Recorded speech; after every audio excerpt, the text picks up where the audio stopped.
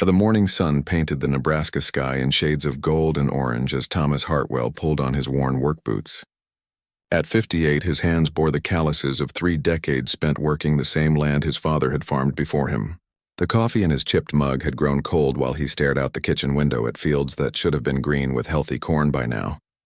Instead, brown patches scattered across his property like wounds that wouldn't heal. The drought last summer had been brutal, and this year's late spring wasn't looking much better. Thomas rubbed his tired eyes and grabbed his old baseball cap from the hook by the door. The mortgage payment was due in 10 days, and he still didn't know where that money would come from. The screen door creaked as he stepped onto the porch, breathing in the crisp morning air. His border collie Rex jumped up from his favorite spot in the shade, tail wagging with the enthusiasm that only dogs seem to manage before sunrise. At least someone around here was optimistic. "Come on, boy. Let's check those irrigation lines before it gets too hot," Thomas said, scratching behind Rex's ears. The old pickup truck started on the 3rd try, which was better than usual. Thomas drove slowly down the dirt path that ran along the edge of his property, checking the irrigation equipment he'd installed last spring with money he probably shouldn't have spent. But you had to water the crops if you wanted them to grow, and Thomas had been betting his future on this year's harvest.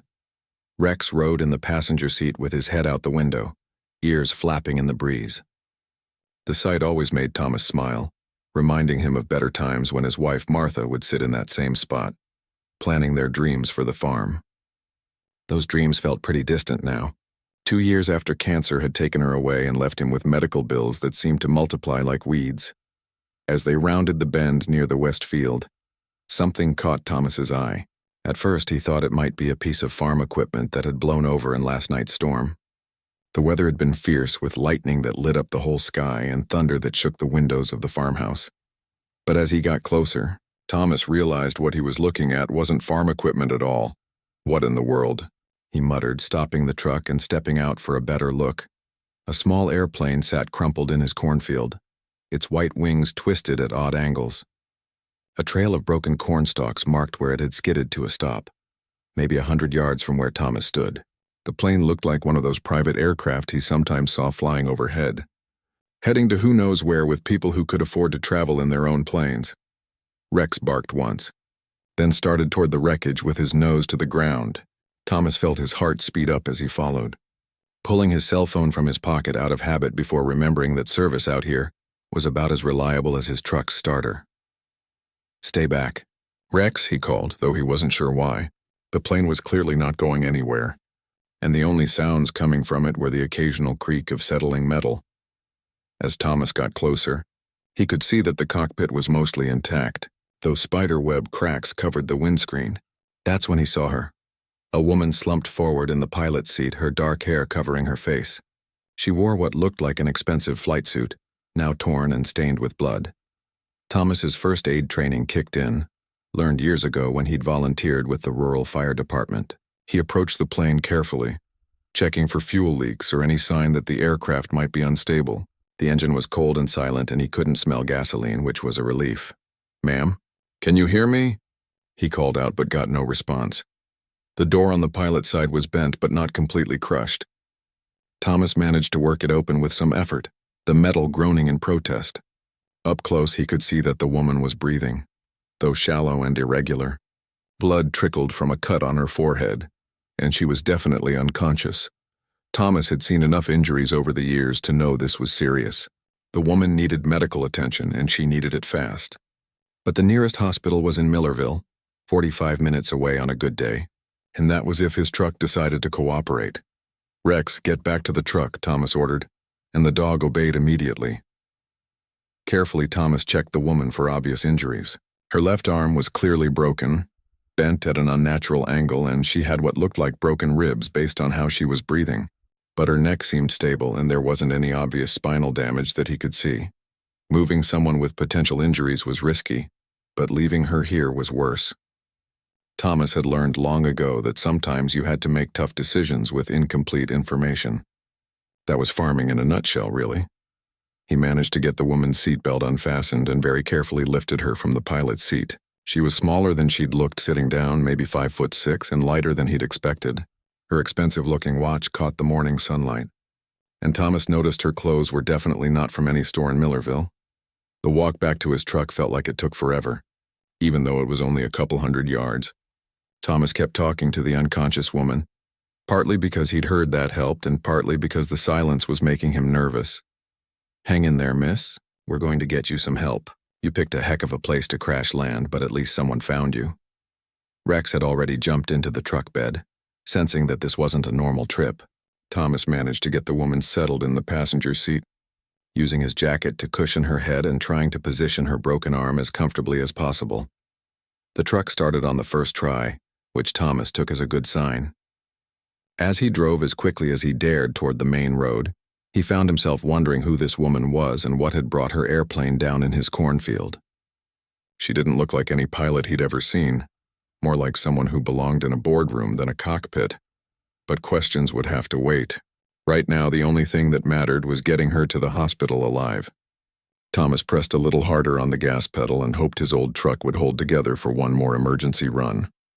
Behind them, the damaged airplane sat silent in the morning sun, a puzzle of twisted metal and unanswered questions in a field where corn should have been growing.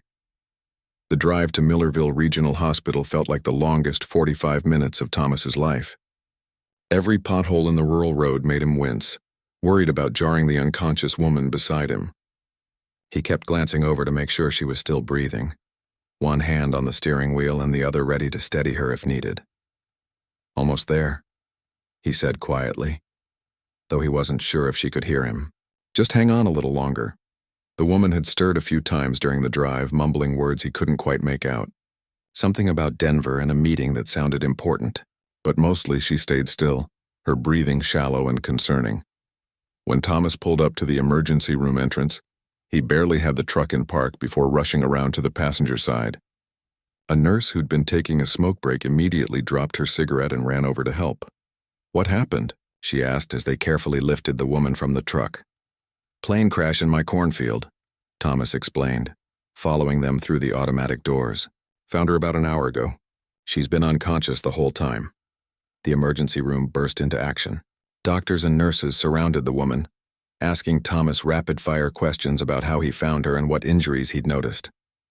He answered as best he could, but felt pretty useless standing there in his work clothes while medical professionals took over. "Are you family?" a woman at the registration desk asked him. Thomas looked around the busy emergency room, realizing he was probably the only person there who knew anything about the injured woman. "No, ma'am. I'm just the one who found her. She was in a plane that crashed on my property. We'll need someone to handle the paperwork and insurance information," the clerk said. "Do you know how to contact her family?" "I don't know anything about her," Thomas admitted. "Didn't even get a chance to look for identification before I brought her in." The clerk looked uncertain, but the urgency of the situation won out. "We'll figure out the details later. Right now, she needs immediate care." Thomas found himself signing papers he didn't fully understand, becoming temporarily responsible for a complete stranger's medical bills. It didn't feel like he had much choice in the matter. You couldn't just let someone die because of paperwork. Hours passed in the waiting room. Thomas called his neighbor Pete to ask if he could check on Rex and make sure the dog had water. Pete agreed, though he asked a dozen questions about the plane crash that Thomas couldn't answer. Finally, a doctor emerged from the treatment area. "Mr. Hartwell? I'm Dr. Rodriguez. Your friend is stable, but she has some serious injuries. A concussion, 3 broken ribs, and a fractured left arm. We're keeping her for observation." "She's not exactly my friend," Thomas said. "I just found her." Dr. Rodriguez raised an eyebrow. "Well, you probably saved her life. Another hour or two in that field, especially with a head injury, could have been fatal." Thomas felt a strange mix of relief and worry. Relief that the woman would be okay and worry about what this was all going to cost. His farm insurance definitely didn't cover rescue. Young airplane crash victims. The next morning, Thomas found himself back at the hospital with a small bouquet of wildflowers from Martha's old garden. He wasn't sure why he'd picked them. It just seemed like the right thing to do. Hospital rooms were so sterile and cold, and everyone deserved something beautiful to look at when they were hurt. The woman was awake, but groggy, her dark eyes unfocused as she tried to make sense of her surroundings. Her left arm was in a cast and bandages covered the cut on her forehead. "How are you feeling?" Thomas asked quietly from the doorway. She turned her head slowly toward his voice. Who are you? Her voice was hoarse and uncertain. Thomas Hartwell. I found you in my cornfield yesterday morning after your plane went down. He stepped into the room and set the flowers on the bedside table. These are from my wife's garden. Well, my late wife's garden? Plane? She looked confused, as if trying to piece together fragments of memory. I was flying to Denver. There was a storm. Her eyes widened slightly. The meeting. I was supposed to be in Denver for the foundation meeting. Ma'am, that meeting's going to have to wait, Thomas said gently. You've got some healing to do first. Over the next 2 days, Thomas established a routine he couldn't really afford. Morning chores on the farm, then a trip to the hospital to check on the woman who still hadn't told him her name. She drifted in and out of consciousness, sometimes talking about business deals and board meetings, other times asking where she was with genuine confusion. The nurses began recognizing Thomas, commenting on what a devoted friend he was. He didn't correct them. Explaining that he was just a stranger who happened to find her seemed too complicated. And besides, he was starting to feel responsible for her recovery. She's lucky to have someone who cares so much, said Nancy, one of the day shift nurses. Most people wouldn't take this kind of time for someone they barely know. Thomas just nodded. The truth was, he didn't have much else to do. The farm work could wait a few days, and the hospital visits gave him something to focus on besides his money problems. Sheriff Collins stopped by the hospital on the second day to get Thomas's statement about finding the crash. He'd visited the site and confirmed that the plane had been struck by lightning during the severe thunderstorm. FAA investigators will be out next week to examine the wreckage, the sheriff explained. They'll want to talk to her when she's feeling better. Any idea who she is yet? Thomas shook his head. She talks about business meetings and something called a foundation, but nothing personal. No mention of family or where she's from? We found her purse in the plane, Sheriff Collins said. ID says her name is Lisa Chen, address in California. Expensive neighborhood from what I could tell. We've been trying to reach her emergency contacts, but they all seem to be business associates. No family listed, California. That explained the expensive clothes and the private plane. Thomas had never been further west than Colorado, and that was only once for Martha's cousin's wedding. By the third day, the medical bills were starting to pile up.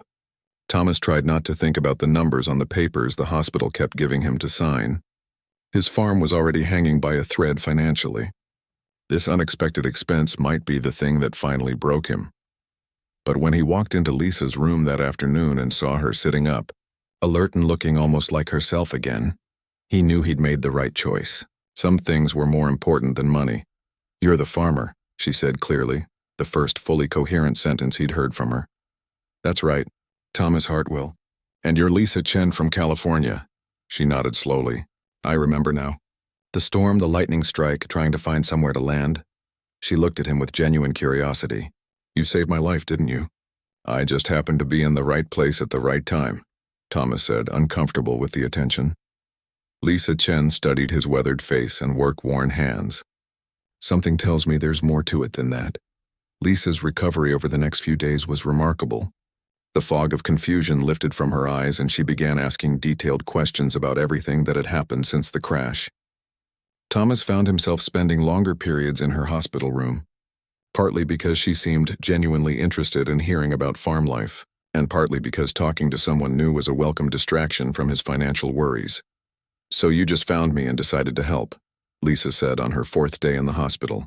She was sitting up in bed looking much more like herself, though the cast on her arm and the fading bruises on her face served as reminders of how close she'd come to disaster.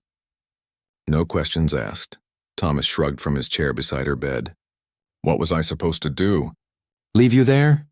Most people would have called for help and waited for someone else to deal with it, Lisa said. You put me in your truck and drove me here yourself. Then you stayed to handle all the paperwork. Cell service is pretty spotty out by my place, Thomas explained. By the time I could have gotten help, you might not have made it. Lisa picked up the stack of medical bills from her bedside table, papers that Thomas had been trying not to look at. These all have your name on them. Thomas felt his face grow warm. The hospital needed someone to take responsibility. I couldn't just leave you here without anyone to make decisions if something went wrong. Thomas, Lisa said quietly.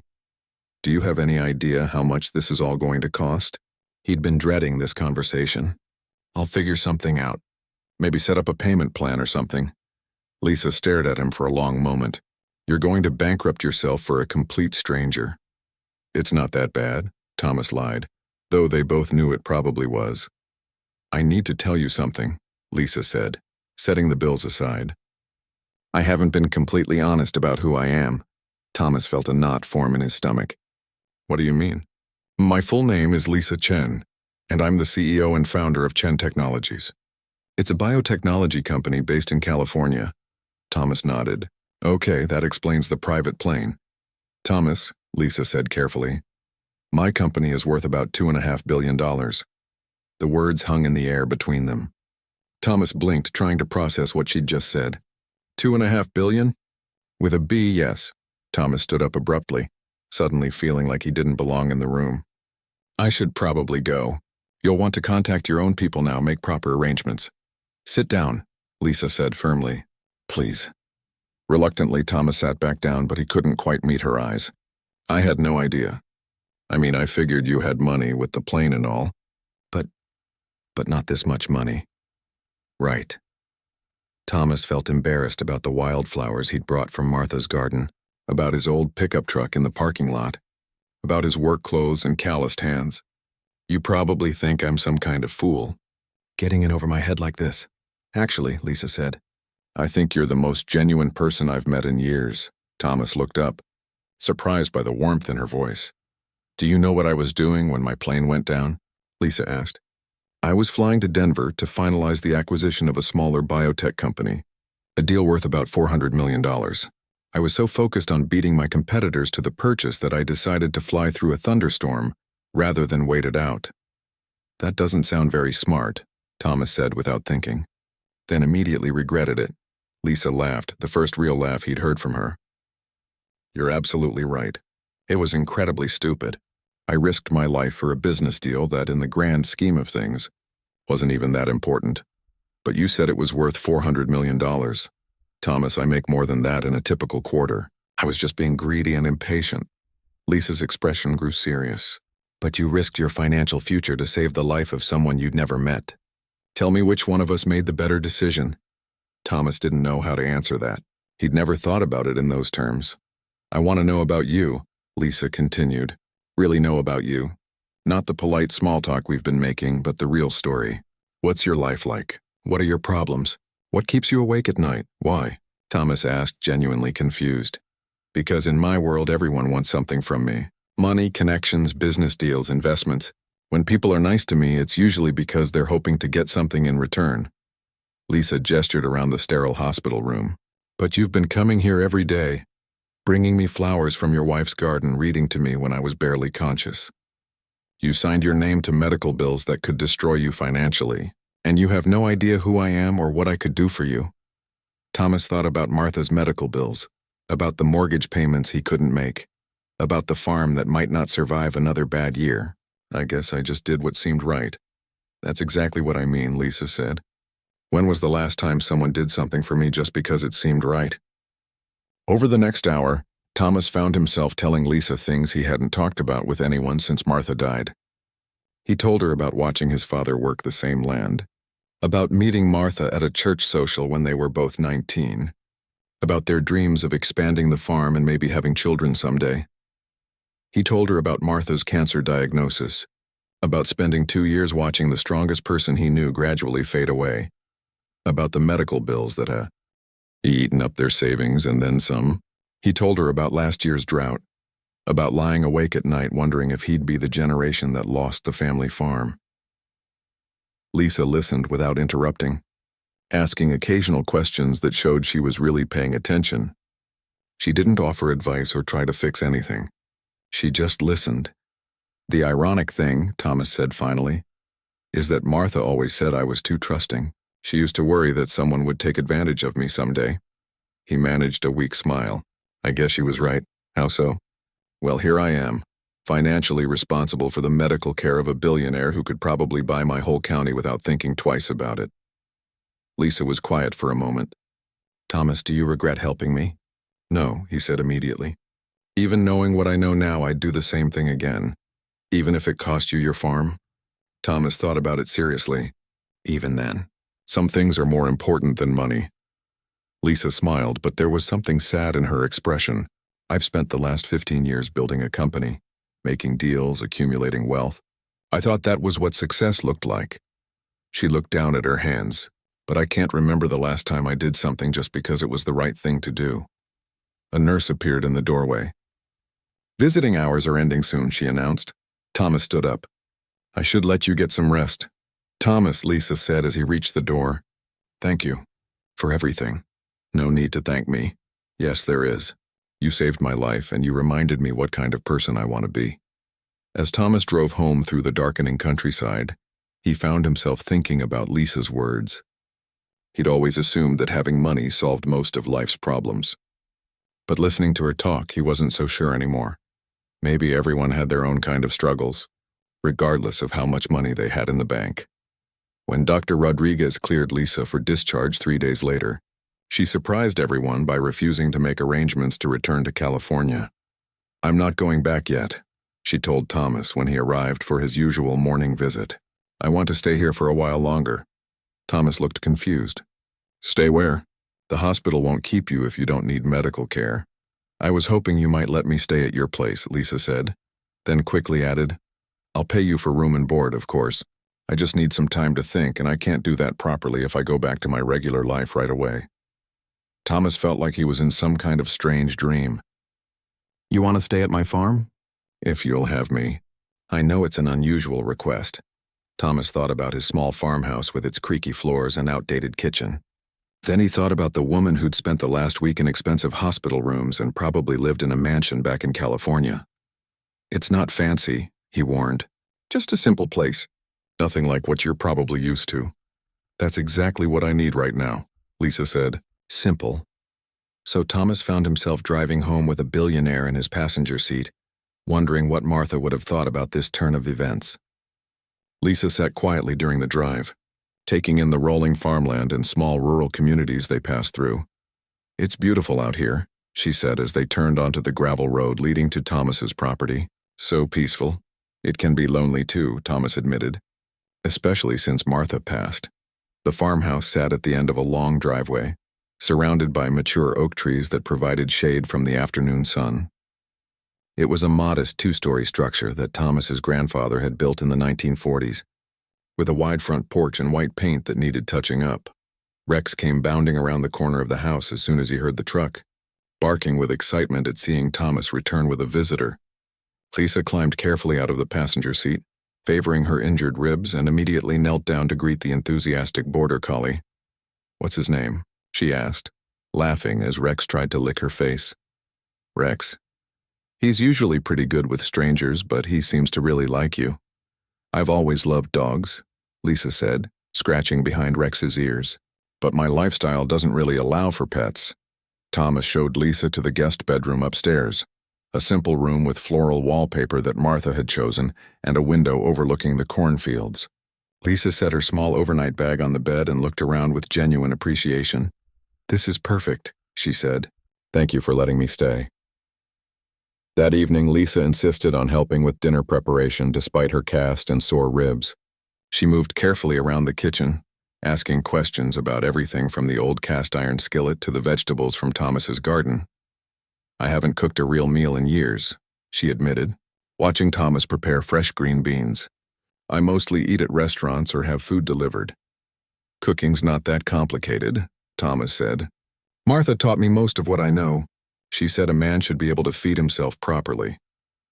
As they worked together, Lisa asked about Martha, what she was like, how they met, what their life together had been like. Thomas found himself sharing memories he hadn't talked about in months, stories that brought both smiles and moments of sadness.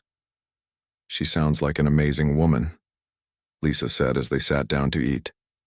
She was. Stronger than me in a lot of ways. When she got sick, she worried more about what would happen to me than what was happening to her. Thomas pushed food around on his plate. I don't think I've done a very good job of living up to what she would have wanted for me. What do you mean?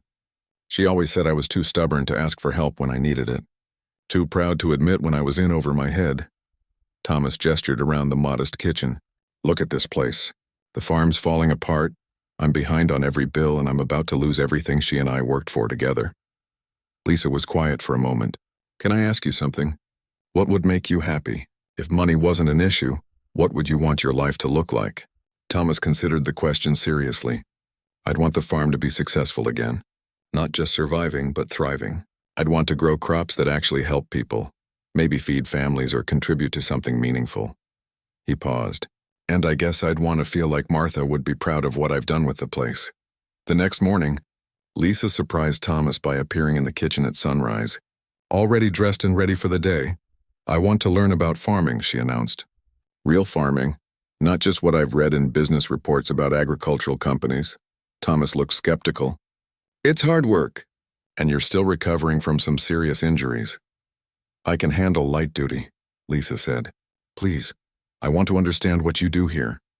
So Thomas found himself with an unlikely apprentice. Lisa followed him around the farm, asking countless questions about soil conditions, crop rotation, irrigation systems, and pest management. She showed genuine fascination with concepts Thomas had taken for granted his entire life. The soil in this section looks different, she observed as they walked through a field where corn should have been growing strong by now. Good eye, Thomas said, impressed. This area has drainage problems. The soil gets waterlogged when it rains, but then it dries out too fast during dry spells. I've been fighting this problem for 3 years now. Have you considered installing subsurface drainage tiles? Thomas stopped walking and stared at her. How do you know about drainage tiles? Lisa looked slightly embarrassed. I may have spent last night reading about sustainable farming practices on my phone. I couldn't sleep. Over the following days, a routine developed between them. Morning chores, discussions about farming techniques over lunch, evening conversations on the front porch. Lisa proved to be a quick learner and wasn't afraid of getting her hands dirty, even with her arm in a cast. But it was during their evening talks that Thomas began to see a different side of Lisa. Away from the pressures of her business empire, she seemed younger somehow, more uncertain about things he would have expected her to be confident about. I've been thinking about what you said the other night, Lisa said one evening as they watched the sunset from the porch swing. About doing things just because they're right. What about it? I'm trying to remember the last time I made a decision based on what felt right instead of what made business sense. Lisa was quiet for a moment. I don't think I can remember a single time in the last 5 years. That sounds exhausting, Thomas said.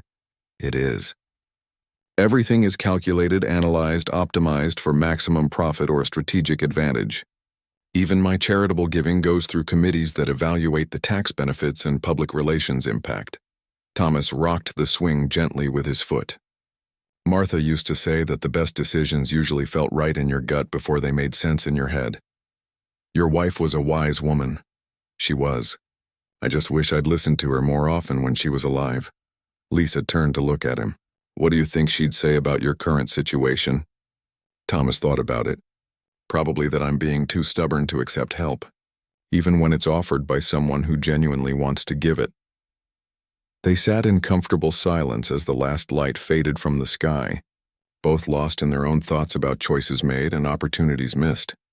Neither of them spoke about it that night, but both were beginning to realize that their chance meeting might have changed more than just Lisa's travel plans. 2 weeks into Lisa's stay at the farm, her assistant called with increasing urgency. Thomas could hear both sides of the conversation from the kitchen as Lisa paced the living room, her phone pressed to her ear. I understand the Tokyo deal is important. Jennifer, but I need more time, Lisa said firmly. The company won't collapse if I take a few weeks to think. Thomas tried not to listen, but the assistant's voice was loud enough to hear through the phone. Something about board meetings, investor concerns, and media speculation about Lisa's whereabouts. Tell them I'm taking a medical leave, Lisa said finally. Doctor's orders. I'll be back when I'm ready. After she hung up, Lisa found Thomas on the back porch, staring out at his struggling cornfield. Problems? He asked. Nothing I can't handle. My business world is having trouble understanding why I don't want to rush back to making money. Lisa sat down beside him on the porch steps. What about you? You've been quiet today. Thomas was holding a letter from the bank, the third notice about his overdue mortgage payment. He'd been trying to hide his financial stress from Lisa, but it was getting harder to pretend everything was fine. Just farm stuff, he said, folding the letter and putting it in his pocket. Lisa gave him a look that said she wasn't buying his casual response. Thomas, we've been living in the same house for 2 weeks. I know when something's bothering you. He pulled the letter back out and handed it to her. Bank wants their money. I've got maybe a month before they start foreclosure proceedings. Lisa read the notice carefully. How much do you owe? About $80,000 on the mortgage, plus another $40,000 in medical bills from Martha's treatment, and now these hospital bills from your accident. Thomas rubbed his forehead tiredly. Even if I had a good harvest this year, which doesn't look likely, it wouldn't be enough. I could write you a check right now for the full amount, Lisa said quietly. I can't let you do that. Why not? It's not even pocket change for me. Thomas stood up and walked to the porch railing. Because then I'd just be another person taking your money. That's not who I want to be. Lisa was quiet for a long moment. What if it wasn't charity? What if it was a business investment? What do you mean? I've been thinking about something for the past few days. What if we became partners?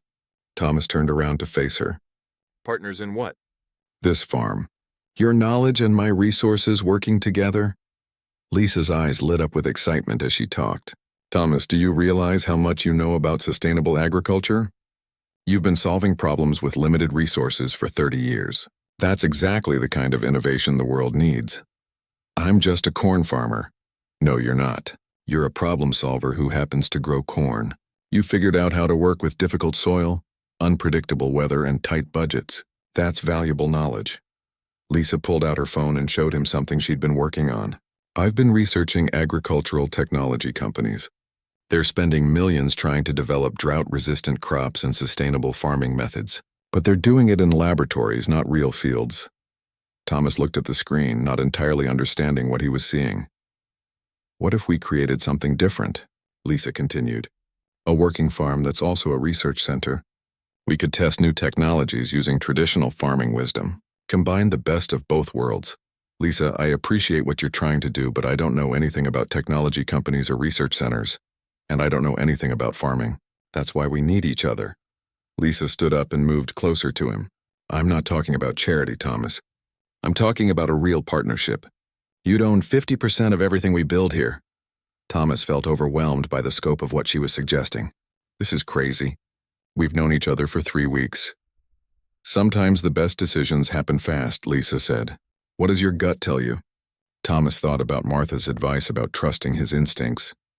His gut was telling him that Lisa was offering him something more valuable than money. She was offering him a chance to save the farm and make it something better than it had ever been. What would you get out of this? He asked. Purpose, Lisa said without hesitation. For the first time in years, I'd be working on something that actually matters.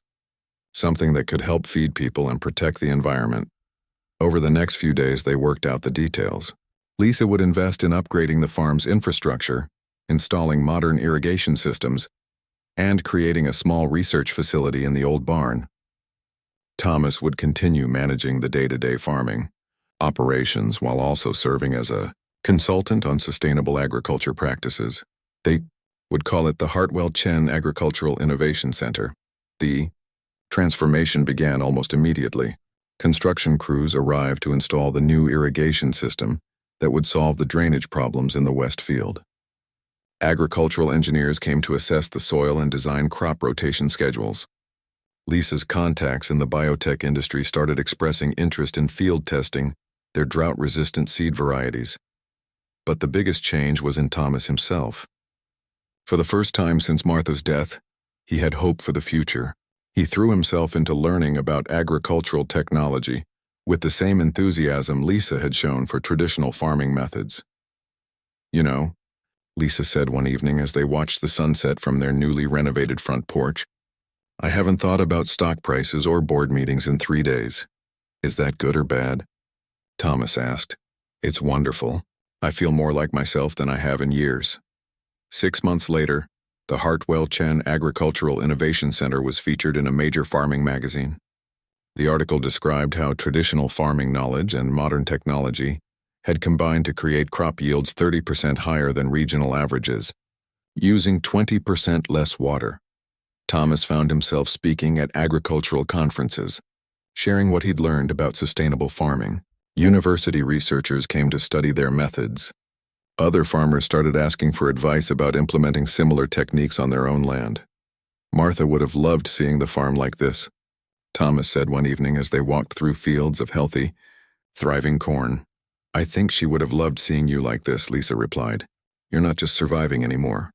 You're thriving. Lisa had officially relocated her primary residence to Nebraska, though she still traveled to California monthly for board meetings. She'd discovered that most of her business could be handled remotely, and the work she was doing on the farm was more fulfilling than any corporate deal she'd ever made. I have something to tell you, Thomas said as they reached the spot where Lisa's plane had crashed a year earlier. The corn here grew taller and stronger than anywhere else on the farm, fed by soil that had been enriched by the accident that brought them together. What's that? I'm glad your plane broke down in my field. Lisa smiled and took his hand. Even though it nearly bankrupted you? Even though it changed everything. They stood together in the golden evening light, surrounded by the fruits of their partnership. Neither of them could have imagined when they first met in that hospital room how completely their lives would be transformed by a simple act of kindness and the courage to trust a stranger. The farm that had once been failing was now a model for sustainable agriculture. More importantly, two people who had been lost in their own ways had found something neither expected, a partnership that enriched not just their bank accounts, but their hearts. Rex ran up to them through the corn rows, tail wagging, as if he approved of how everything had turned out.